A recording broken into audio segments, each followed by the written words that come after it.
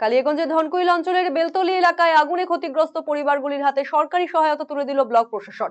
সোমবার দুপুরে পঞ্চায়েত সমিতির সভাপতি হিরণময় সরকার, জেলা পরিষদ সদস্য রামদেব সাহানি, ধনকুইল গ্রাম পঞ্চায়েত প্রধান রীতি রায় বর্মন প্রমুখ গিয়ে ক্ষতিগ্রস্তদের হাতে ত্রাণ ব্যবস্থা তুলে দেন। উল্লেখ্য, চোলাই মদের ঠেক চালানোর অভিযোগ ঘিরে বেলতলি রেলগেটের পাশে রবিবার দুপুরে একটি পরিবার ও গ্রামবাসী একাংশের মধ্যে গন্ডগোল হয়। এই গন্ডগোলের মাঝেই গঙ্গারানী রায়ের বাড়িতে আগুনে ক্ষতিগ্রস্ত হয়। আগুনে আরো দুটি বাড়ি ক্ষয়ক্ষতি হয়। ক্ষতিগ্রস্ত তিনটি পরিবারকে ত্রিপল, চাল, রান্নার বাসন এবং জামা কাপড় প্রদান করা হয় এদিন।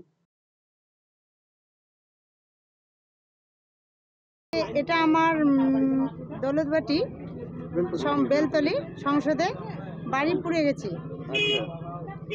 তো আমরা এখানে আসছি যে সরকারিভাবে কিছু ওদের আর্থিক কিছু সাহায্য দেওয়ার জন্য, যেমন পলিথিন, হাঁড়ি পাতিল, চাল, জামা কাপড়, চাল।